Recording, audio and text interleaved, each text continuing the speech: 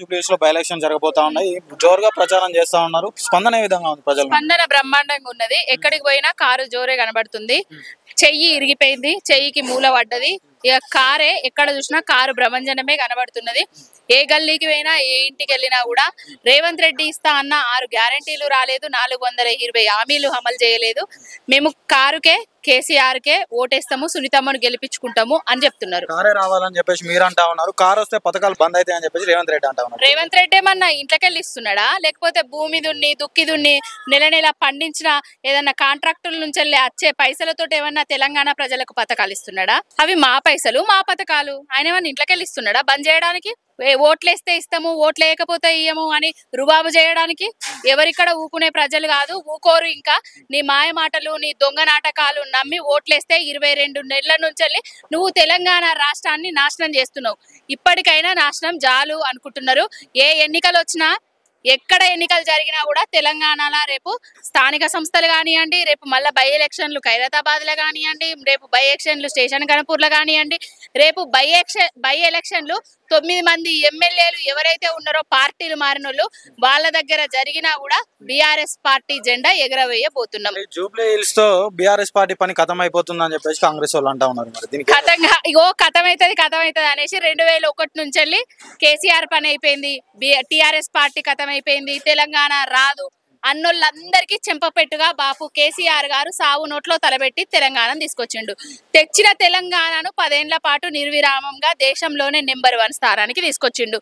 22 నెలలల్లా Congress party అధికారంలోకి వచ్చి తెలంగాణకు ఏం చేసింది? అసలు జూబ్లీహిల్స్ కి ఏం చేసింది? ఇప్పుడు ఓట్ల కోసము మంత్రిత్వ శాఖనిచ్చిండ్రు. ఏం మంత్రిత్వ శాఖనిచ్చిర్రు? అజారుద్దీన్ కి. మేమేమో ముస్లిం మైనారిటీలను గౌరవిస్తూ వాళ్లకు షాదీ ముబారక్లు, రంజాన్ తోఫాలు, వాళ్లకు హోంశాఖ మంత్రిత్వ శాఖనిచ్చినాం. ఈ రేవంత్ రెడ్డి అనేటైనా ఏమిచ్చిండు? Minority welfare. దేనికోసం? అది ఏం చేస్తాడని?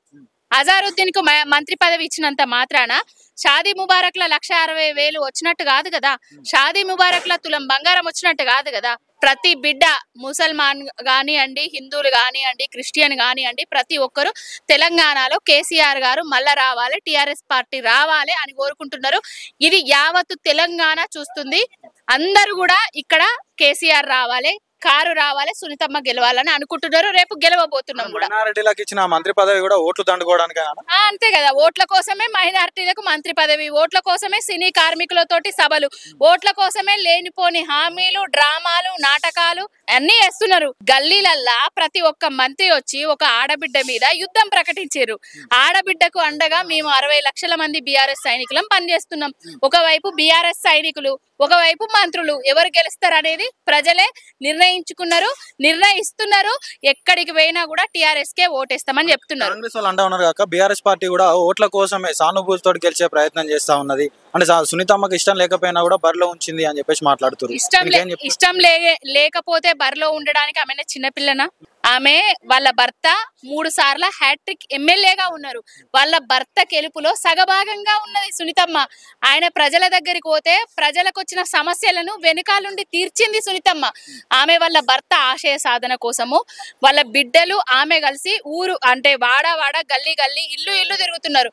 ఏ ఇంటికి పోయినా కూడా ఆడబిడ్డకు అండగా ఉంటామని చెప్తున్నారు. ఆమె చిన్నపిల్ల కాదు. ఇవన్నీ కాంగ్రెస్ నాటకాలు, దొంగ నాటకాలు, దొంగ హామీలు, ఫేక్ ప్రచారాలు చేస్తున్నారు. ఏది చేసినా కూడా రేపు జూబ్లీహిల్స్ గడ్డ మీద బీఆర్ఎస్ జెండా ఎగరబోతున్నది.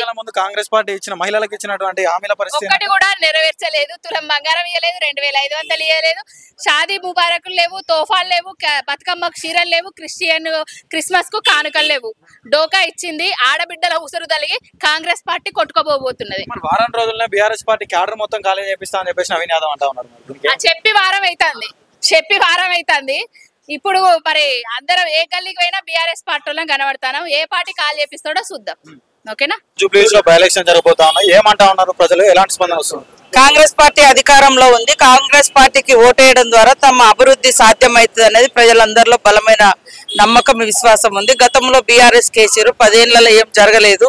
కానీ కాంగ్రెస్ వచ్చిన 2 సంవత్సరాల లోపు కాలంలోనే మా అభ్యర్థి ఇక్కడ గతంలో మా ఎమ్మెల్యే లేకున్నా 150 కోట్లతో ఇప్పటికే అభివృద్ధి పనులు అవుతున్నాయి. ఇళ్లలో కరెంటు ఫ్రీ వస్తుంది, సన్నబియ్యం వచ్చినాయి, రేషన్ కార్డులు ఇచ్చారు, ఇప్పుడు ఇందిరమ్మ ఇల్లు 5 లక్షలతో కట్టిస్తా ఉన్నాం. ఇలాంటి అనేక కార్యక్రమాలు వస్తున్నాయి కాబట్టి కాంగ్రెస్ కేయడం ద్వారా తమ అభివృద్ధి సాధ్యమవుతుంది అనేది ప్రజలలో రోజు రోజుకు నమ్మకం అనేది పెరుగుతా ఉంది. ఉప ఎన్నిక జరుగుతున్న నేపథ్యంలో గతంలో జరిగినటువంటి ఉప ఎన్నిక కంటోన్మెంట్ చూసుకున్నట్టయితే అందులో 4000 కోట్ల అభివృద్ధి చేసినామని చెప్పి కాంగ్రెస్ నాయకులు అంటే ఇంకో మంత్రి అంటే వేరే మాజీ మంత్రి మాట్లాడుతూ 4000 కోట్ల అభివృద్ధి చూపిస్తే నేను రాజీనామా చేస్తా అని చెప్పి మాట్లాడుతా ఉన్నాడు. దీనికి ఏం చెప్తారు?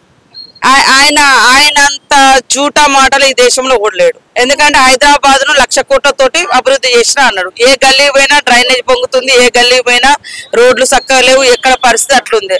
ఆయన 10 ఏళ్ళు అన్ని బాగా చేసి ఉంటాం. మేము ఇప్పుడు ఈ యొక్క సంవత్సరన్నర కాలంలోనే ఈ 6 నెలల్లో మాక్సిమం 150 కోట్లు ఈ జూబ్లీహిల్స్ నియోజకవర్గంలోనే ఖర్చు పెట్టగలిగాం. కాబట్టి అక్కడ కూడా ఖచ్చితంగా ఇప్పుడు ప్రతి నియోజకవర్గం మీద మా ప్రభుత్వం దృష్టి పెట్టింది. అది కంటోన్మెంట్ అయినా లేకుంటే ములుగైనా ఇంకో ఊరైనా ఎక్కడెక్కడ ప్రజలకు అవసరాలను దానికి తగ్గట్టుగా ఫండ్స్ ఇస్తాను. నీకు 2 సార్లు అవకాశం ఇస్తే కూడా ఇంకా జూబ్లీహిల్స్ లో పేరు జూబ్లీహిల్స్ గొప్పగా ఉన్నది, కానీ గల్లీలలో ఏమున్నది? అది నీ కేసీఆర్ కేటీఆర్ పాపమే కదా. కాబట్టి ఆ పాపాలన్నీ తొలగిపోయి ఈ రోజు కాంగ్రెస్ సంక్షేమ రాజ్యం వచ్చింది. కాబట్టి కాంగ్రెస్ పార్టీ పక్షాన మహిళలు ఉన్నారు, యువకులు ఉన్నారు, మరి పేదలు ఉన్నారు. ఖచ్చితంగా నవీన్ యాదవ్ లోకల్ గా ఉంటాడు, పిలిస్తే పలుకుతాడు, కష్టానికి నష్టానికి కన్నీళ్ళకి అన్నిటికీ అందుబాటులో ఉండి దగ్గర ఉండి పనిచేసే వ్యక్తి. కాంగ్రెస్ పార్టీ కూడా అధికారంలో ఉంది కాబట్టి అభివృద్ధి కాంగ్రెస్ తోటే సాధ్యమైతే ఉద్దేశంతో ప్రజలందరూ కూడా బలంగా కాంగ్రెస్ ప్రభుత్వానికి ఓటమి భయం పట్టుకున్నది, అందుకనే మైనారిటీలకు మంత్రి పదవిని కూడా పెట్టిందని చెప్పేసి మాట్లాడుతూ ఉన్నారు. మరి దీనికి ఏం చెప్తారు? ఓటమి భయం వాళ్ళకు పట్టుకొని ఆ నోరు ఏం మాట్లాడుతున్నాడో ఏం చేస్తున్నాడో అర్థమైతలేదు. ఆయన ఓ 10 సంవత్సరాలు మినిస్టర్ గా పనిచేసిండు. కనీసం ఆ గౌరవాన్ని కూడా పొడగొట్టుకొని ఆ ముఖంలో ఆ కుటుంబంలో అంత ఫ్రస్ట్రేషన్ అనేది కనబడుతుంది. కాబట్టి ఇవాళ మా పార్టీ తరఫున మైనార్టీ క్యాండిడేట్స్ ఎవరు గెలవలేదు గతంలో, కాబట్టి టైం పట్టింది. మొన్ననే అజారుద్దీన్ గారికి మరి ఎమ్మెల్సీగా అవకాశం ఇచ్చినాం, దాంతో పాటు మంత్రిగా ఇవ్వడం జరిగింది. ఎమ్మెల్సీలుగా కూడా మరి మొన్న అవకాశం ఇచ్చినాం కాబట్టి దాన్ని బట్టి ఇవ్వడం జరిగింది. వాళ్ళకి ఇవ్వాల్సినటువంటి అవసరం ఉంది కాబట్టి దాన్ని ఖచ్చితంగా సందర్భానుసారంగా మొన్న ఒక 2 నెలల కిందనే అది పాత ఎమ్మెల్సీలు కొట్టుడు పోయినాయి. మళ్ళీ కొత్తగా మేము అవకాశం ఇచ్చినాం కాబట్టి వారికి మంత్రి పదవి ఇవ్వడం జరిగింది. ఉప ఎన్నిక సందర్భంగా మంత్రులంతా ప్రచారానికి పోతా ఉంటే అంటే మా మహిళలకు 2500 అయ్యి మా ముసలిళ్ళకి పెన్షన్లు 4000 అని చెప్పేసి అడుగుతా ఉన్నారంట.